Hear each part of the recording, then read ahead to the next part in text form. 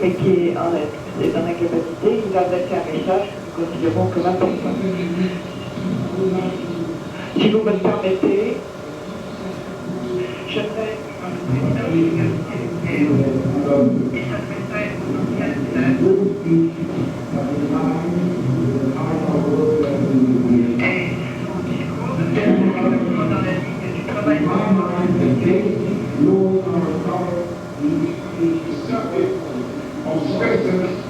started during the second session are: 1.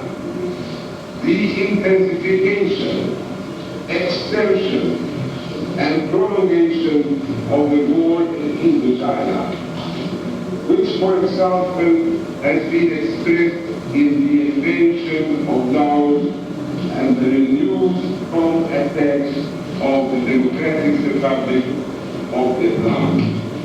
2. The Vietnamization and the so-called pacification policy with special attention to the search and destroy mission, mass deportation, and massacres. 3. The conditions in refugee and concentration camps, as well as in the prison and city slums in South Vietnam, Laos, and Cambodia. 4. The effects of the chemical warfare, primarily those concerning malformation of the newborn children, miscarriages, and stillbirths. 5. The principles involved in the question of responsibility for crimes committed by the United States and allies against the Indochinese peoples. 6. The prerequisites for a cessation of the U.S. crimes in Indochina. 7. The establishing of an international panel of lawyers to render legal aid to American soldiers and officers who are prosecuted or threatened with prosecution for refusal to obey illegal orders.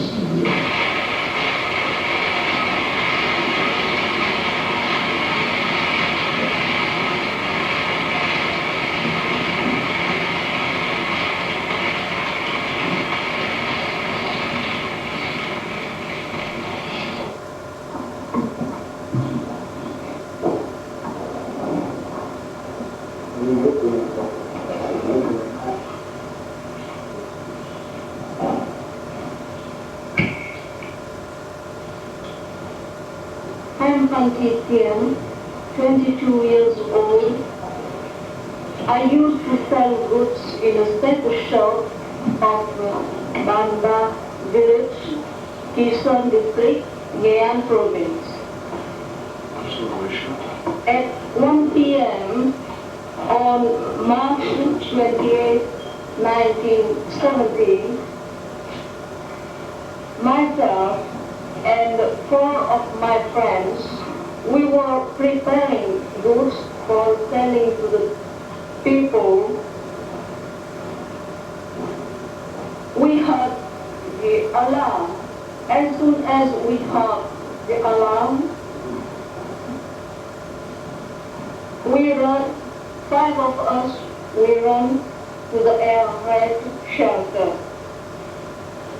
We heard the planes rolling over our heads, and then the bomb exploded. The earth on our cover collapsed. 5 of us lie down in the cover. But one bomb fell before at the gate of our shelter.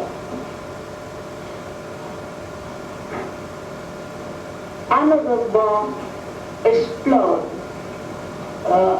over the cover of the shelter. As I told you, the earth on the cover has collapsed.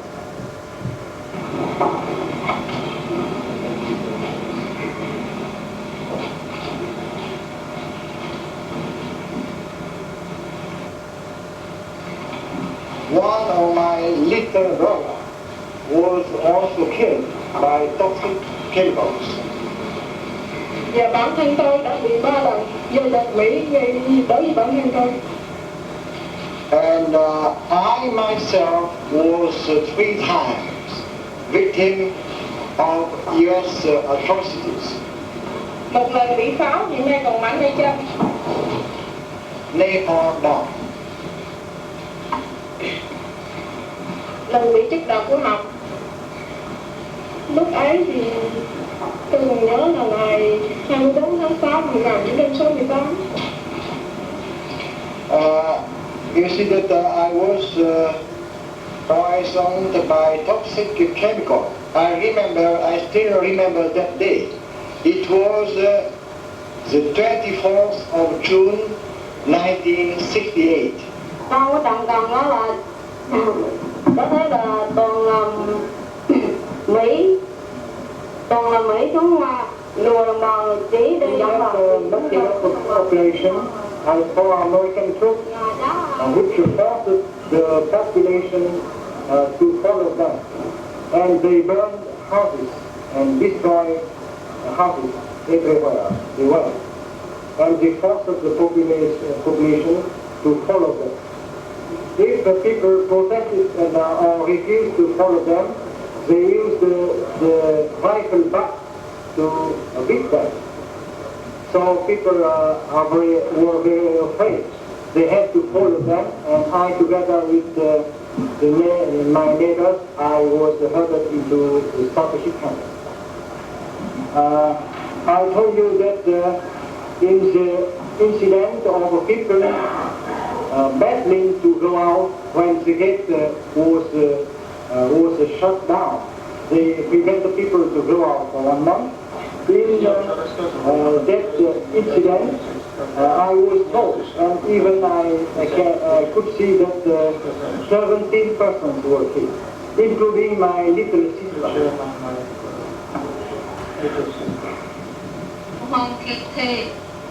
And your age? 9 years old. And the place where you are living? Cháu ở tỉnh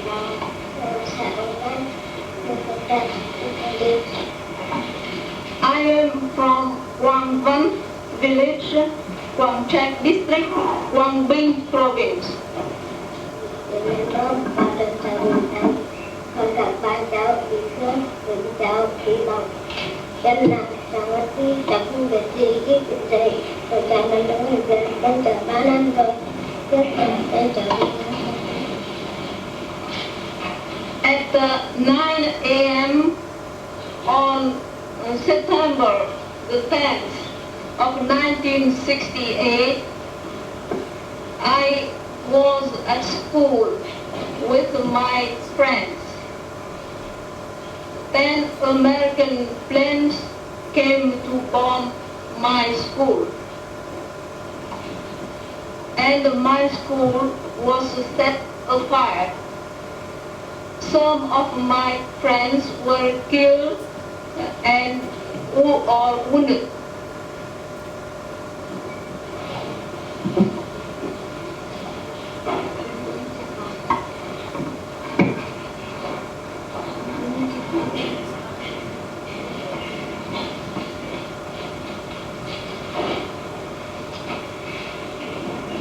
Here is her leg burned by napalm bomb.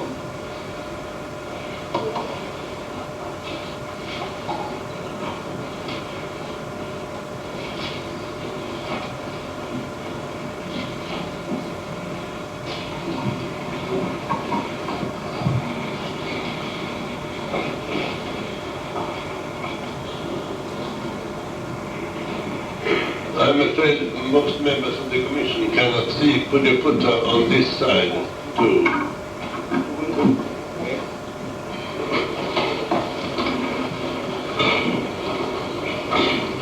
Tiến bộ nhất trí lên án các chính phủ Mỹ về tội ác diệt chủng trong cuộc chiến tranh xâm lược nước Việt Nam. For years now, progressive mankind has been unanimously condemning the successive government in the United States for having committed the crime of genocide in their war of aggression in Vietnam. Cũng năm 1965, đế quốc Mỹ đã dùng loại bom nguyên quả nước tên gọi là CBU-46. In 1965, the U.S. have used the pineapple shaped bomblet marking bomb fragment CBU-46. Những loại này thực tế ra thì còn dùng cho đến năm 1968. Đây cái nhãn hiệu sản xuất đến năm 68 vẫn còn dùng. Started to use it from 1965 till 1968.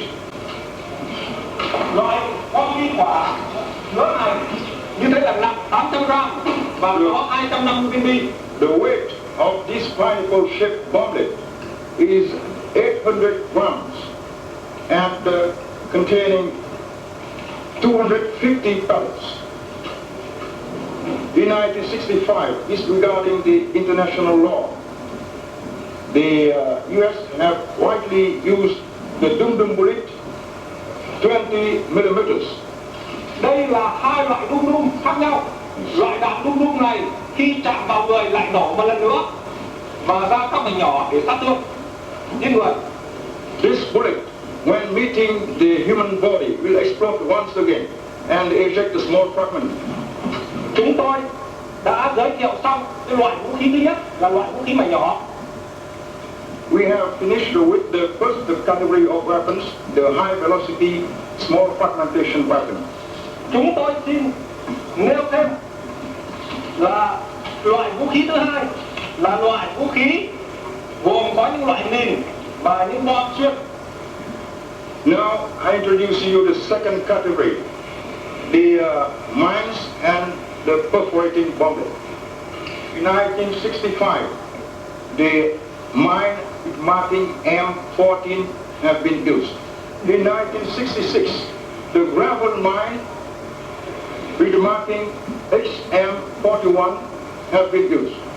In 1965, the napalm mixed with phosphorus have been used. Phosphorus bombs have been used since 1965. From 1966, U.S. aircraft have used the super napalm and thermite. In 1967, napalm aerosol or PT-1 have been used. And napalm B. 1967, the magnesium bomb have been popularized. In 1970 and 1971, they started to use the incendiary cluster, M36. Khi chúng đoàn điều tra của Ủy ban điều tra của nước Việt Nam Dân Chủ Cộng Hòa đến vùng này thì chị và một cháu nhỏ ôm trong tay đã bị chết cháy. Thôi chỉ còn tìm được một cái dạ dày cũng bị cháy trong lái quả cơm. When the investigating team of the War Crimes Commission of the DRVM come on the spot for inquiry, we have found that the mother and her daughter have been burned by this magnesium bomb, and the only remaining part is this stomach.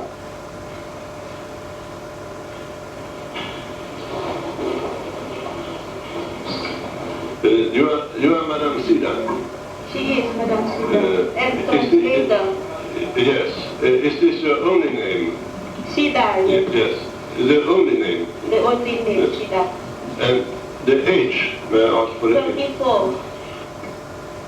ได้มาร่วมกองประชุมกล่าวฟ้องโทษกรรมของจักรพรรดิอเมริกามีต่อครอบครัวของข้าพเจ้าและบ้านของข้าพเจ้า C'est pour moi un grand honneur de pouvoir venir devant cette tribune dénoncer les crimes des impérialistes américains perpétrés contre ma famille et mon village. I'm Randy Floyd. I was a former Marine Corps pilot. During all my military training as an enlisted man, as a cadet, and as an officer, immediate and explicit obedience to all orders was stressed. During my 3.5 years in the military prior to going to Vietnam, never was there any discussion of what constituted legal or illegal order. All orders were considered legal. There was never any instruction given us regarding Geneva Conventions, the Hague Conventions, and Nuremberg Principles, or the United Nations Charter, or any other international documents on the conduct of war. At no time were we instructed how to treat prisoners of war. A great deal of time was spent discussing the possible occasion of our capture. We listened to tapes of Americans who had been POWs in North Korea. We saw films and discussed at great length the code of conduct which was instituted for the military after the so-called, or quote, disgraceful and traitorous conduct of many of the men in Korea, the ones that cooperated with the North Koreans, the ones that wished to stay behind after the others were repatriated. Many gruesome stories were told us about the barbarism of the Oriental people and how we would be tortured if we were ever captured. We were told nothing about the Vietnamese culture or religions. We were told one thing that I can recall about the Vietnamese people. That was not to pat a Vietnamese child on the head, because the head was considered a sacred part of the body. And another instructor at the same time told us that that was unnecessary, because it didn't mean that much. My name is Kenneth Campbell. I'm 21 years old. I was a corporal in the United States Marine Corps. My job was an artillery scout observer. I entered the Marine Corps and I went to boot camp. And here again they used this patriotism, the supreme authority, and the idea of questioning your manhood and the use of pride in the Marine Corps to get you to think their way. Again in boot camp, this racism came across. We constantly referred to the Orientals as gooks. Nobody in boot camp called them Vietnamese. This was standard procedure to call them gooks. I'd like to point out that the training people in Marine boot camp are not officers. They are non-commissioned officers, enlisted men, most of whom have served in Vietnam. There are very few officers in boot camp, and you seldom, if ever, see them. At times, during my boot camp experience, we were briefed on the Geneva Convention. But I say again, we were briefed on the Geneva Convention. But the only briefing we got was if we were captured. And they told us what to say and what not to say. That was the extent of our training in the Geneva Convention. From there, I went on to FO school. That's where I was trained to be a forward observer for the artillery. There they taught me a certain pride in using artillery, a pride in its destruction, potential, a pride in the power of being able to kill and destroy massively with artillery. They also used an incentive of rank. They said you can make rank very fast in artillery. I went to Vietnam in February of '68, where I was given the opportunity to use this great power, this mass destructive power that I was taught to use. And that's where I saw the racism being put into effect. where American troops threw sea ration cans at little kids, little Vietnamese children who were begging for food. They would not throw them to them, they would throw them at them. And some of these cans weigh quite a bit with the food in them.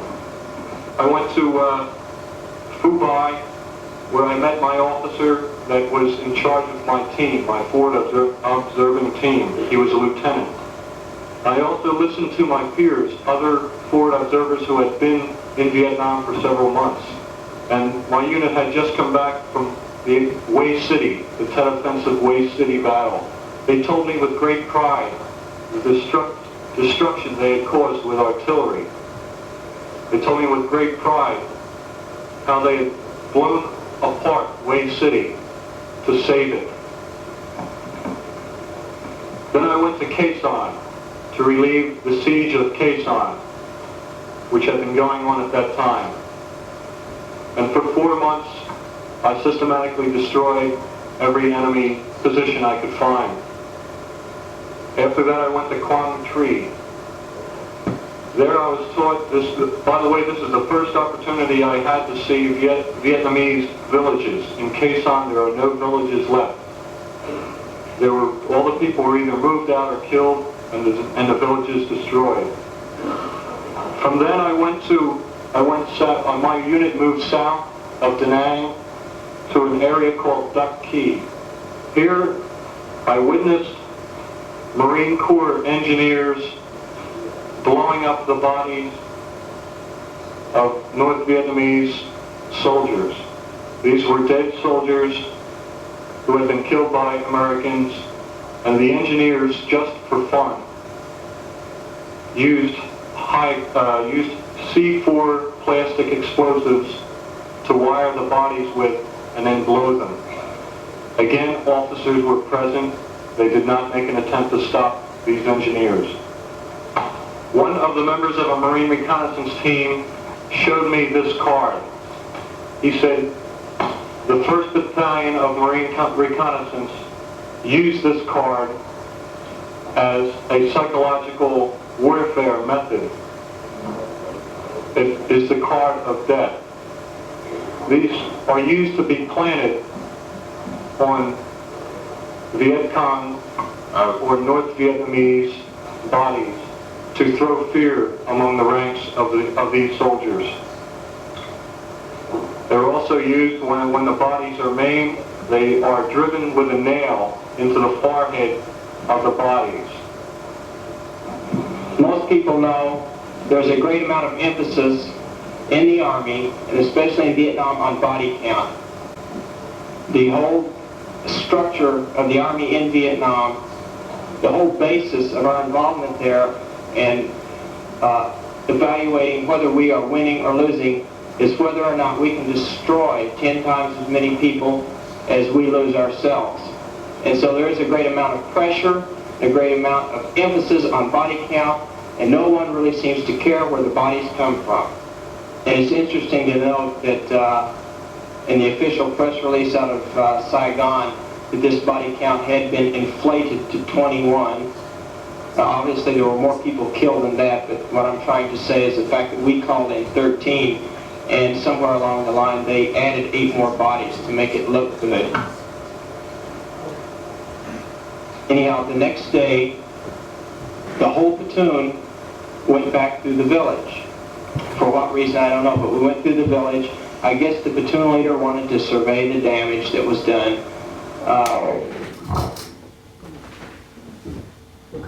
Oh yeah, but I didn't think of.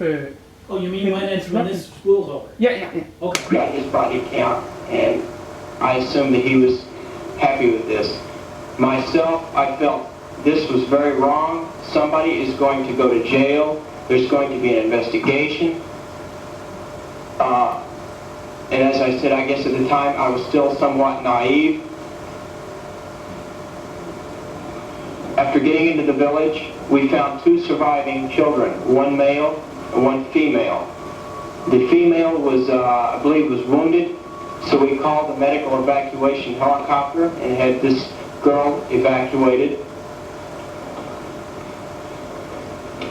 The boy we had with us,